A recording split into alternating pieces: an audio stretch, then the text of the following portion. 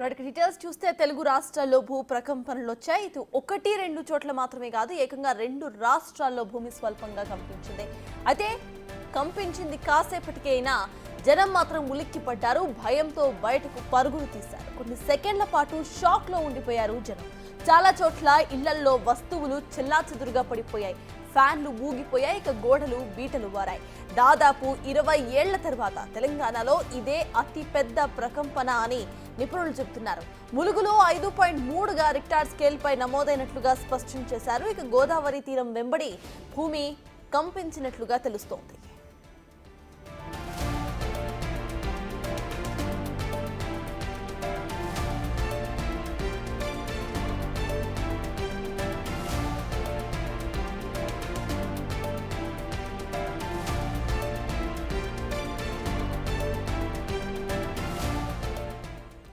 ఖమ్మం, భద్రాద్రి, మనుగూరులో 10 సెకండ్ల పాటు భూమి ఊగిపోయింది. ఇక ఏపీలోని విజయవాడ, విశాఖపట్నం, జగ్గయ్యపేటతో సహా పలు ప్రాంతాల్లో భూమి కంపించింది. తెలంగాణలో హైదరాబాద్ నగరంలోని పలు ప్రాంతాలతో పాటు ఉమ్మడి ఖమ్మం, రంగారెడ్డి, వరంగల్ జిల్లాల పరిధిలో ప్రకంపనలు సంభవించాయి. ఇక హైదరాబాద్ నగర పరిధిలోని వనస్థలిపురం, హయాత్ నగర్, అబ్దుల్లాపూర్ మేడ్ పరిసర ప్రాంతాల్లో భూమి కంపించింది. ఉమ్మడి వరంగల్ జిల్లాలో ములుగు, హన్మకొండతో పాటు ఉమ్మడి ఖమ్మం జిల్లాలోని కొత్తగూడెం, మణుగూరు, భద్రాచలం, చెర్ల, చింతకాని, నాగులవంచ ప్రాంతాల్లో ప్రకంపనలు వచ్చాయి. ఉమ్మడి ఖమ్మం జిల్లాలో సుమారు 3 సెకండ్ల పాటు ప్రకంపనలు వచ్చినట్టుగా స్థానికులు చెబుతున్నారు.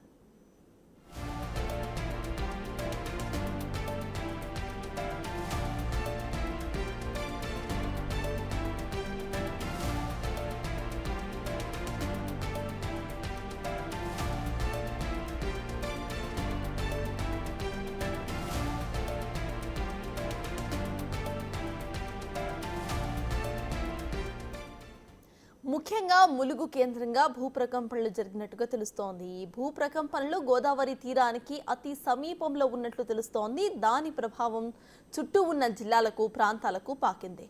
సింగరేణి కోల్డ్ బెల్ట్ దగ్గర ఇంత తీవ్రంగా భూమి షేక్ అవ్వటం ఇదే తొలిసారి అని స్థానికులు చెబుతున్నారు.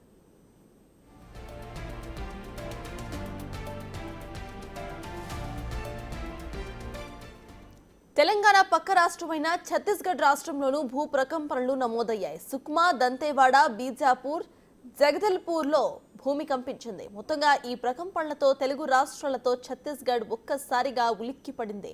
ఒకసారి చోటు చేసుకున్న ఈ పరిణామం వెనుక కారణం అసలు ఏమై ఉంటుంది అనేది ఇప్పుడు హాట్ టాపిక్ గా మారింది.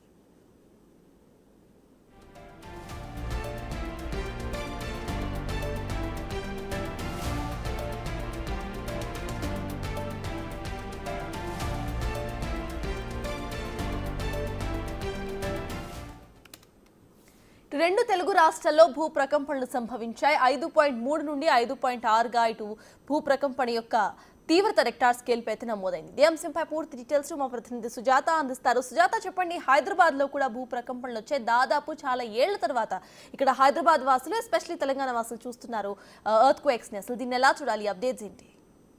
35 సంవత్సరాల క్రిందట సంభవించినటువంటి ప్రకంపనలు మళ్ళీ ఇప్పుడు రావడంతో ఒక్కసారిగా ప్రజలు భయాందోళనకు గురి అవుతున్నారు. ఎందుకంటే తెలుగు రాష్ట్రాల్లో 2 నుంచి 7 సెకండ్ల పాటు భూ ప్రకంపనలు వచ్చినట్లుగా కూడా చెప్తున్నారు. తెల్లవారుజామున అంటే 7:26 నుంచి 7:30 వరకు పలు చోట్లయితే మాత్రం ఈ భూ ప్రకంపనలు రావడంతో ఇళ్లలో నుంచి ప్రజలు ఒక్కసారిగా బయటికి పరుగులు తీశారు. తెల్లవారుజామున జరగడంతో అంటే చాలా వరకు అయ్యప్ప స్వాములు కావచ్చు, అదేవిధంగా మరికొంతమంది స్కూల్కి పిల్లల్ని కానీ, ఉద్యోగాలకు వెళ్ళే వాళ్ళు కానీ, ఎర్లీ మార్నింగ్స్ వెళ్ళే వాళ్ళు లేచినటువంటి సమయంలోనే ఇది గమనించడంతో పరుగులు తీశారు. అయితే ఇప్పుడు భూ ప్రకంపనలు జరిగినటువంటి ప్లేసెస్ చూస్తే సింగరేణికి సంబంధించినటువంటి ప్రాంతాలతో పాటు గోదావరి ప్రాంతాల్లోనే ఎక్కువగా సంభవించినట్లు తెలుస్తుంది. రీసెంట్గా ములుగు జిల్లాలలో దాదాపు లక్షలాది చెట్లు కింద పడిపోయినటువంటి ఘటన చూసాము. ఆ తర్వాత ఇలా సంభవించడం పట్ల ప్రజలైతే మాత్రం భయాందోళనకు గురి అవుతున్నారు.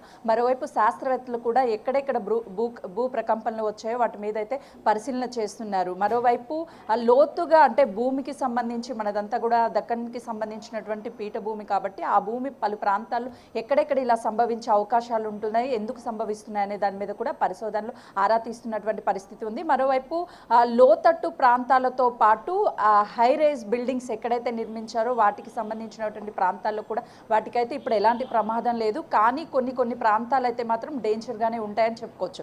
మరోవైపు ఈ దాదాపు ములుగుకి సంబంధించే 5.3 రిక్టర్ స్కేల్ పై నమోదవడంతో ఒక్కసారిగా అయితే శాస్త్రవేత్తలు అలర్ట్గా ఉండాలని చెప్తున్నారు. స్థానికులు కూడా గతంలో ఎప్పుడూ లేని విధంగా ఇప్పుడు భూ ప్రకంపనలు రావడంతో తెలుగు రాష్ట్రాలు జనం ఒక్కసారిగా ఉలిక్కి పడుతున్నారనే చెప్పవచ్చు.